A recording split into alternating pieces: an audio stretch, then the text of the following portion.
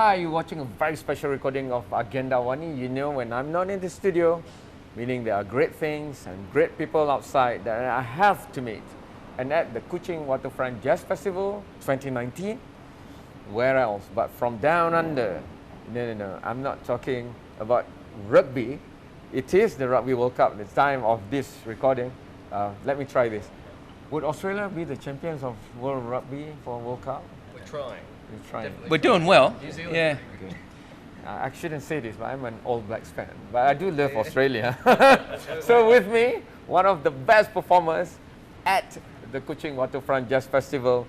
Who else but Dave Brewer and the Doodaddies? Did I pronounce that right? Doodaddies. Yeah, Yes, the Okay, Doodaddies. cool. The Doodaddies Right. means thingamajigs.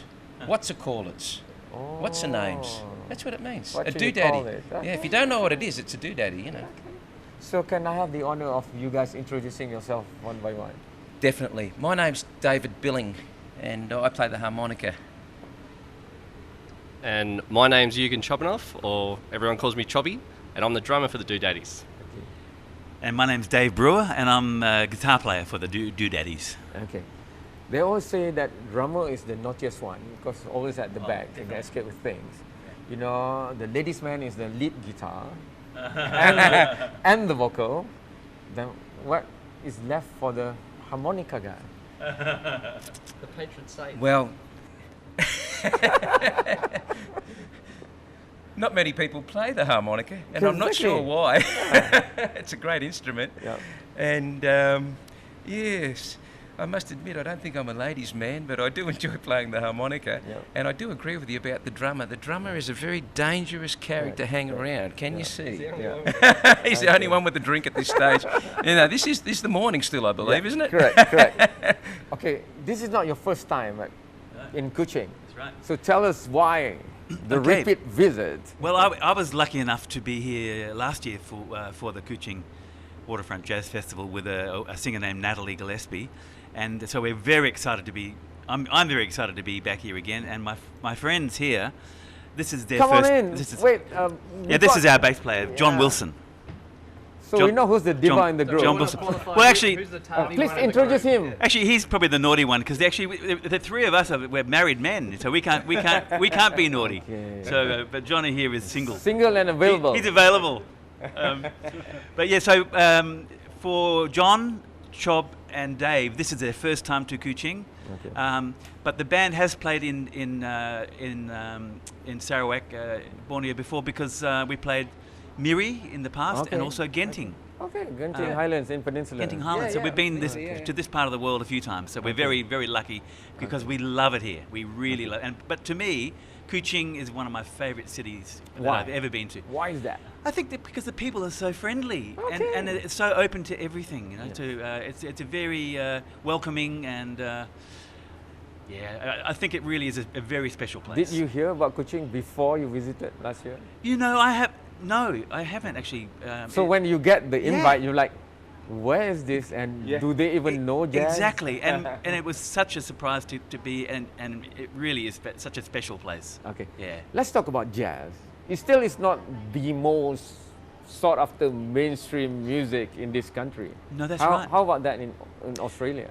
In Australia, it's still a very fringe music because I suppose pop and rock music is still the biggest thing, and within jazz, I mean we fall into jazz because we're a blues band really, Okay. but because blues is probably the at the very forefront of the jazz style. Before jazz, really there was blues, and originally it's a Black American style of music. Yes. So jazz would have developed after blues was first there. So we represent represent the electric blues style. Okay. Because originally the blues would have been an acoustic instrument with correct. acoustic instruments like harmonica and guitar, but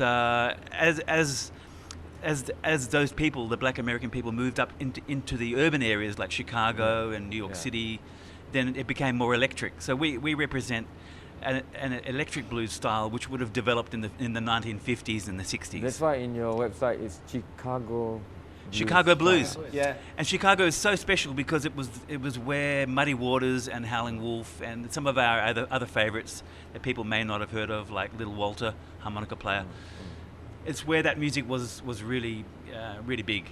But other places were important, like Memphis and New York City. So, but Chicago blues was very special for the electric blues. For those who have not even known about jazz, and they're going to watch your show, what are you going to promise them?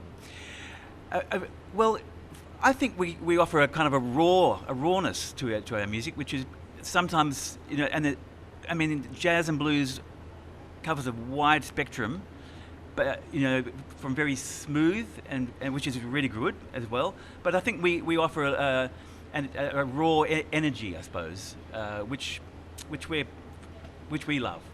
Yeah, and I think that's what blues actually has to offer in the spectrum of jazz.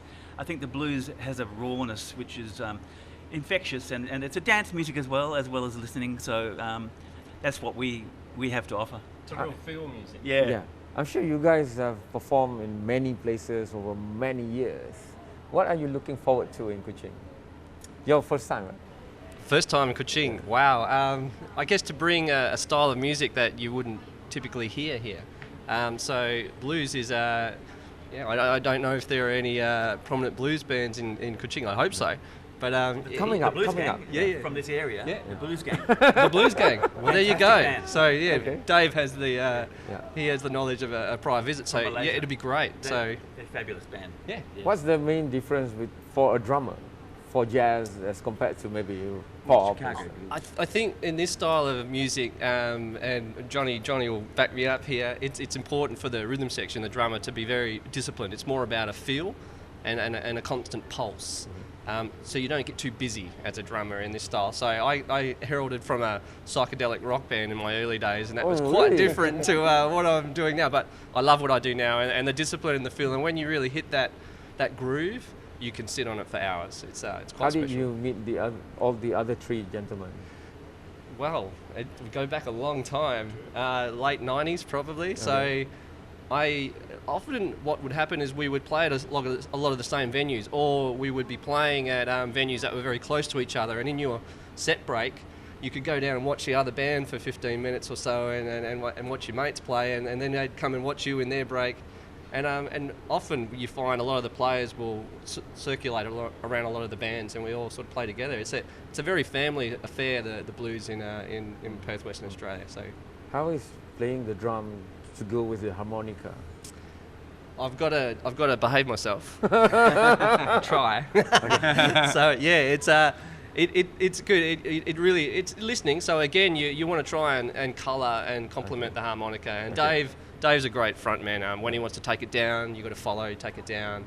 And when he's starting to accent, he might be on a certain riff, and I'll complement that with like a stab at the cymbal or a crash. And it's a dialogue. It's like a conversation. I'm going to reverse the question. How is it playing harmonica to a drummer like Sean? Yeah, the drums and the harmonica really work together to complement each other. The harmonica can get swallowed up, and so as Chob says there, to get the dynamics, you really need a drummer that knows about playing with the harmonica. And in actual fact, the style of, it's not often called a harmonica in actual fact, even though it is a harmonica, it's called a blues harp. And on the harmonica you can play lots of different styles of music, but to play blues on a harmonica and make it into a blues harp is a real different technique and style. You know, the harmonica can actually sound like a saxophone, and it's got chords on it to make rhythms and leads, and the harmonica sort of makes little short phrases which, you know, is a conversation with the audience, and the band are working with the harmonica, the drums and the guitar add little fills and chords to complement the conversation the harmonica's having with the audience. And so we get loud with the harmonica, and we get soft and quiet and bring it down, and ultimately we're trying to entertain and have a conversation with the audience. So yeah, this guy is very important because he knows how to play with the harmonica. And also we've been playing together for a long time, nearly 20 years. And that kind of shows, you know, we just kind of can predict where we're going with the music. And we never play the same way, you know. Yeah, It's always a new different. adventure, yeah. Always different. Yeah. Because it's to do with the moment. You know, that's what the blues is all about. People think the coolest member would be the bass guy, because the bass guy doesn't move a lot like the drummer and stuff. The coolest guy, that's right. Yes. The higher. Higher, yes. The bass is pretty much the foundation, Yes. and you know, with the chords and you know, the bass lines hold everything together, and also rhythmic as well. Yeah. You know, sometimes the band plays funk, or you know, maybe something a little reggae tinged. So the bass is like, you know, giving the foundation to it, along with between the drums and the guitar.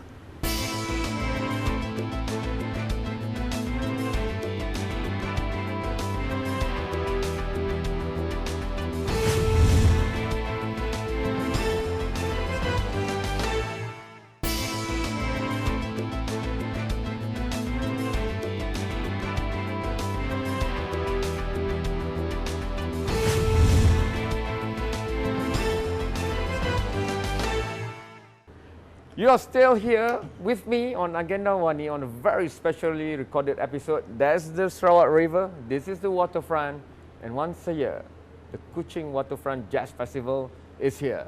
And for 2019, I have Dave Brewer and the Doodaddies. You know, even if you queue up to get an appointment with them in Australia, you probably will have to wait until next year. But you're lucky you're watching Agenda Wani. Thank you so much for making time again, guys. Thank you. You've been around. I'm not saying that you're old. I'm just saying. I'm just saying. I am old. You guys are superstars that could maintain, pace yourself, build yourself up, stamina, professionalism, and otherwise. In the era of social media, where you can have an overnight sensation of an artist, but they disappear as quickly, what would be your advice to a lot of young people out here? Okay, well, it depends on what kind of music you want to play. But in the world of jazz and blues, it's like learning a language, really. I mean, I started way back playing in bands in the mid-70s, mid-1970s. So that was the days before Instagram and Facebook. But the thing about jazz and blues, what I was saying before about a language, is that you, it's like joining a fraternity, like a club, you know. But the first thing is you have to fall in love with the music, and for us, when we heard the blues, it strikes a chord deep into your heart and soul, and you can learn it on a very basic level, and you can take it as it can become as sophisticated as you want as well. But if you start on the basic level, it becomes a shared language, and then what's good about it is that you can play with people that you've never played with, and you can stand on stage with, you know, half a dozen other people that you've never played with, and count a song in, and you pick a key, and you have a chord cycle that you all know, and it's a shared language, and that's what's beautiful about it. You know, Malaysia is still a country where we are changing, but you know, it's still out there where parents will say, "What? You want to be a singer? You want to be a bassist? You want to be harmonica player?" No. Do your math.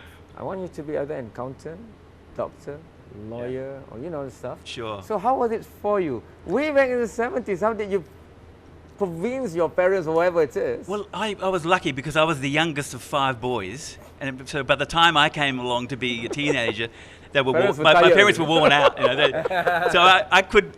All of my brothers did trades, you know, like, and I think it's good to be. If you want, you could probably it's probably good to have 2 things running at the same time, because some of us all have other jobs. Like Dave's a teacher, Chobby's an IT guy, and I work part time as a salesman for a friend's business.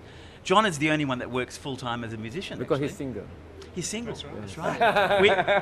We all have. That's true. We all have families. Like Dave's got 2 children.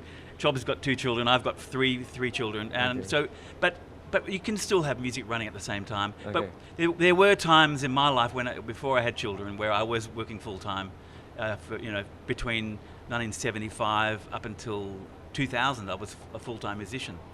But through the 70s and the 80s, there were a lot more venues available, so there was a lot more work available. I see. And less competition. Less competition. Well, yeah, that's right.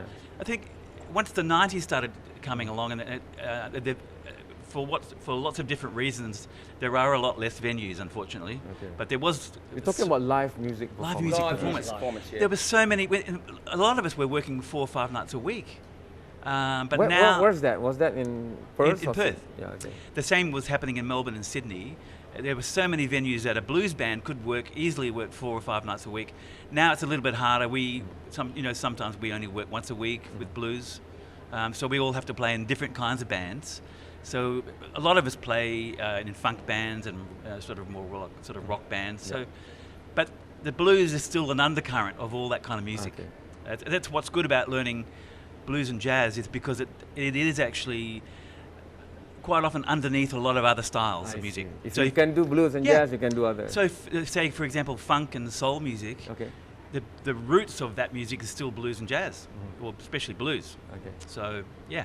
Let's hear the single guy. Yeah, the single I'm here. How I'm did ready. you start? I started, I basically came out of high school. This was the late 70s, early 80s. And as Dave said, there was a lot of work around, especially for someone playing the bass, because I could work in a lot of different styles. Not only blues, I play in like pop bands and African music. African music, Wow. funk, country bands. Country bands. So there was a lot of work for someone on the bass, that instrument. How did you get to learn bass even? How did I learn? Did you steal some money and then bought your first guitar? My mum, my mum bought me it was actually a guitar, Your mother a 6-string encouraged guitar. you? She did, yes. Wow. I was about 15. Bless your mum. And we were in the school band playing, and the guy who was playing the bass said to me, "Why don't we swap?" And I just thought, yeah, okay, we'll swap. I'll play the bass, you play the guitar. So we swapped instruments. And I sort of went home and I felt really bad for a while. But the interesting thing is, it was probably the best thing that happened, because I was able to, work a lot on the bass. I think if I'd played guitar, it probably wouldn't have been as busy. Yeah, Yeah. correct. Let's hear how Chops started. Started drumming. Wow, it's so I actually started piano. I was playing classical piano for 3 years when I was Classical 10 years piano. old. Yeah, Oh my God. and I didn't know that. I keep that one quiet. Okay. I'd like to go back to piano one day, but yeah, I went to boarding school in '87. So I was a year 8, and it wasn't until it was '89. I was in year 10, and the year 10s and 11s we shared sort of a section of the boarding Okay. house, and there was a drummer Okay. in year 11, big guy named Byron. Mm-hmm. And on the weekends, the boarders could use the school musical Instrument. equipment, but they'd only let you use the rehearsal rooms, and they were rubber drum pads. Okay. And Byron hated it, and he was a big rugby player. Yeah. And so he used to get me, because I was only little, and he'd take me up to the rehearsal room and he'd stuff me up in the roof and make me crawl through the roof and drop down in the auditorium where Okay. the big premiere kit was. Okay. And I'd open the Open the door, door. he'd go in there and he'd play, and I got to watch him. And so when he was finished, he'd leave his drumsticks, and then I was allowed to have a bit of a play, Yeah. as long as I locked up and made it look like no one ever got in there on the weekend. So that's how I learnt drums. But I was playing along to Rolling Stones, Beatles, like a lot of the 60s, 70s rock bands.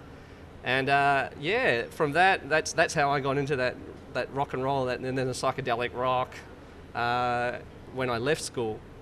And then and just by accident, the only live it was like a jam night that they were hosting in Perth was at this place called the Grosvenor, and any band could go in there. It doesn't matter what style you were, you could go in there and they let you get up and play for 20 minutes. So I got to play there. It was traditionally a blues band that was hosting the night, called the Nacho Mamas Blues Band. Okay. And I'd get up there and play away, but I'd watch these guys playing the blues, and I go, I like this. This has got the crowd would get up and they'd really get into it. When we were playing, you couldn't really dance to it, but you'd listen and you'd appreciate it. But the blues just seemed to have that rhythm and that real drive, and everyone would come out on the dance floor. So I got talking to the band, and their drummer left after a while, and so they recruited me, and then I got to play with this blues band, and that's how I got into the blues. And so I've been fortunate along the way in my journey to meet some very influential people, these guys for sure. Yeah. but a drummer by the name of Reg Czar taught me how to shuffle. I see. In blues, You can shuffle. a too. shuffle is important. If you can shuffle, you're going to make it in the blues industry. And Reg, he came out and he showed me his secret. I'd watch Reg all the time. I go, oh wow, I want to shuffle like that guy. And I got talking to him. And Reg, he actually played with Brewer in the 70s and in the 80s in the Elks. Yeah, from 76 to 1980, I played with this drummer that Job's talking How about. hard is it to shuffle the drum? It sounds easy, and it's one of those things where you go, shuffle, not a problem. But it's there's a discipline to it. Which and part is the shuffle? Can you describe to us? so it's like a It's related to swing. Yeah. And if you can skip, that's a shuffle. You can shuffle. I see. Yeah. If you skip, You got that down, mate. Yeah. But to hear, dance steps now for tonight, tomorrow night's gig. that's it. So skipping is a shuffle. but to look at it or you hear it, you go, not a problem. But a lot of drummers, we found that I might have a fill-in come in. When you get them to shuffle, there's definitely an art to it, and there's so many different Range. facets of a shuffle. Okay. It can be like a T-bone shuffle, which is very on the beat, da-da, da-da, da-da. My Or there'd God. be like a Texan shuffle, which is like a da-da, da-da, and a real accent to it, and it really cracks on the snare. So it was quite something to learn, and it's taken me years to master it. I'm still learning. You do that and you do IT too. Yes, by day I work for a K-12 college called John 23rd College. Hello, John 23rd.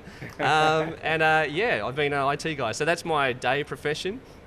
But by night, I love playing. It keeps me balanced. And then I guess you mentioned earlier for young people coming into the industry, it's if you're fortunate enough to make a living from music, so you might tutor during the day and then you might play at night. That's great. But there is something about I guess the younger crowd shouldn't feel that they can't do music if they have a profession during the day. I mean, in Perth, we've got surgeons that are playing in blues bands, a harmonica player, and so you actually, and they love it. They absolutely love it. A lot of them also maybe had music when they were growing up, and then they've gone into a demanding profession and they've had to let go of it. Yeah. But later on in life, they've come back to it, and it's actually been a really good grounding facet of their life. Harmonica. Well, I hate to say this, particularly now that I've become a school teacher that plays the harmonica. I started to play the harmonica when I was 16, and I was supposed to be doing my homework, which was to study physics and chemistry. My God. I did pass, but I basically found a harmonica that was my father's harmonica, and he was always trying to learn things. He had a tin whistle as well with the book, but I selected the harmonica with his little book there and started reading and learnt to play the harmonica when I should have been doing more study for school. And so I learnt all sorts of little folk songs, and I used to also go out and do a lot of work outside doing what you call landscape gardening. And in the truck that I used to travel in, my uncle would drive the truck and he would say a song, and it might be a Neil Diamond song for instance like Song Song Blue or something, and I'd have to try and play it, or a Cat Stevens songs, or it might have been Waltzing Matilda or the Wild Colonial Boy. So I played the harmonica. And then I went and saw a band, and they were called Chain, and Matt Taylor was playing the harmonica into a microphone. And I thought it was an electric harmonica because my harmonica didn't sound like that. And then I saw that it was the same harmonica. And then I wanted to play like Matt Taylor. So I started buying blues records and listening to the records. By ear only. Yeah, by ear. And then I made some of those sounds, and a lot of people seemed to move away from me while I was learning these sounds. And anyway, I eventually got it together, and I kept practicing and playing, and then I got to play at jam sessions and with bands, and before long I had my own band, and I just kept playing, and all the time I am trying to learn. I'm hearing new things and trying to learn new things to play on the little tiny harmonica, which is sometimes called a tin sandwich. Okay. Yeah. Do you think it makes you a better teacher? Yes, it definitely does, because I can tell kids that there are other things in life, and I've often played the harmonica for kids, and funnily enough, at one stage, a teacher had a class that weren't particularly engaged in learning. And he used to say, look, if you behave yourself for 50 minutes, Mr. Billing will come in and play the harmonica for you. And they would sit there patiently and work, and I would come in and play the harmonica, and they'd go nuts and cheer. So yeah, they often, some of the kids are proud that I play the harmonica. Really? Yeah, it's unusual that I have a connection with an instrument that was played back in the 40s and 50s, and here we are in 2019, and kids and other people that have never heard it before think, wow, that sounds really cool. And they appreciate it. I've never been to Perth, but if I do, I have to hang out with you guys and performing. Sure, definitely. So shall we say goodbye by giving another teaser? Come to Kuching Waterfront Jazz Festival. If you miss this year's, it's okay. I'm sure it will be back for next year. Okay. Over to you Pretty guys. Baby. All right. Pretty baby, won't you ride with Daddy tonight? Pretty, pretty, pretty, pretty baby, won't you ride with Daddy tonight? Yeah, come on and ride with me, baby, while the moon is shining bright. Yeah. Woo! Thank you so much, bros. See you again. Bye-bye. Thank you so much. Thanks for having me.